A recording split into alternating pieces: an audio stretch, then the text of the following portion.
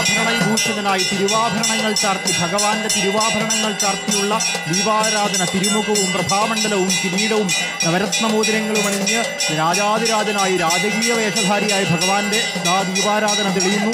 ഇനി അല്പനിമിഷങ്ങൾക്കകം ഭക്തർ മുഴുവൻ കാത്തിരുന്ന ആ കാഴ്ച പൊന്നമ്പലമെട്ടിൽ ധർമ്മശാസ്താവിന്റെ മൂലസ്ഥാനത്ത് അല്പസമയത്തിനകം മകരവിളക്ക് തെളിയും. ഇപ്പോഴിതാ ഈ മകരസംക്രമ ദിനത്തിൽ സംക്രമസന്ധ്യയിലെ ദീപാരാധനയാണ്.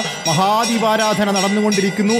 ആ മഹാദീപാരാധനയിൽ തിരുവാഭരണ വിഭൂഷിതനായ ഭഗവാനെ തൊഴുത് ഭക്തലക്ഷങ്ങൾ സായുജ്യമണിയുന്ന ഈ സംക്രമസന്ധ്യയിൽ, പ്രദോഷസന്ധ്യയിൽ ഭഗവാൻ രാജാതിരാജനായി ദർശനം നൽകുന്നു. ഇനി അല്പസമയത്തിനകം ഭഗവാന്റെ മൂലസ്ഥാനമായ പൊന്നമ്പലമെട്ടിൽ ശബരീശ സന്നിധിയിൽ നിന്ന് 8 കിലോമീറ്റർ അപ്പുറം ആ പൊന്നമ്പലമെട്ടിൽ മകരവിളക്ക് തെളിയും. ആ വെളിച്ചം 3 തവണ മിന്നിമാറിയുന്ന കാഴ്ചയ്ക്ക് വേണ്ടി, ആ സായുജ്യ ദർശനത്തിന് വേണ്ടി, അനുഗ്രഹ ദർശനത്തിന് വേണ്ടി ഭക്തരാകെ കാത്തിരിക്കുന്ന ചരണമന്ത്രമുഖരിതമായ സന്നിധാനമാണ് നമ്മൾ കണ്ടുകൊണ്ടിരിക്കുന്നത്. ചരണമന്ത്രമുഖരിതമായ സന്നിധാനത്ത് നിന്ന് ഭക്തലക്ഷങ്ങൾ മുഴുവൻ കാത്തിരിക്കുന്നു.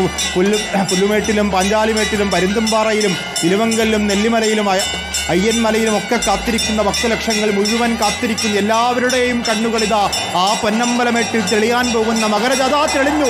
മകരവിളക്ക് തെളിയുന്നു, മകരവിളക്ക് തെളിയുന്നു, മകരജ്യോതി തെളിയുന്നു. ശരണമന്ത്രമുഖരിതമായ അന്തരീക്ഷത്തിൽ സായുജ്യമായ കാഴ്ച, കാത്തിരുന്ന ആ കാഴ്ച, സായുജ്യത്തിൻ്റെ, അനുഗ്രഹത്തിൻ്റെ, മോക്ഷത്തിൻ്റെ ദിവ്യപ്രഭ തെളിയുന്നു. ആ ദിവ്യപ്രഭ കണ്ട് സായുജ്യമണയുന്ന ഭക്തലക്ഷങ്ങൾ ശരണമന്ത്രമുഖരിതമായി സ്വാമിയെ ശരണമയ്യപ്പ എന്ന ഒറ്റ മന്ത്രത്തിൻ്റെ അകമ്പടിയോടുകൂടി അതാ പൊന്നമ്പലമെട്ടിൽ ദിവ്യപ്രഭ തെളിയുന്നു. ആ കാഴ്ച കണ്ട് ആനന്ദിക്കുന്ന സായുജ്യമണയുന്ന ഭക്തലക്ഷങ്ങൾ അതാ കാണുന്നു.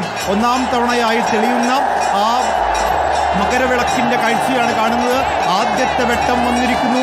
ഭഗവാന്റെ ആ മഹിഷീ നിഗ്രഹത്തിന് ശേഷം മാലോകർക്ക് അനുഗ്രഹം ചൊരിയുന്ന ഭഗവാനെ ദേവഗണങ്ങൾ പുകഴ്ത്തി നടത്തിയ ആദ്യത്തെ ദീപാരാധന അതിതാ ആ പൊന്നമ്പലമെട്ടിൽ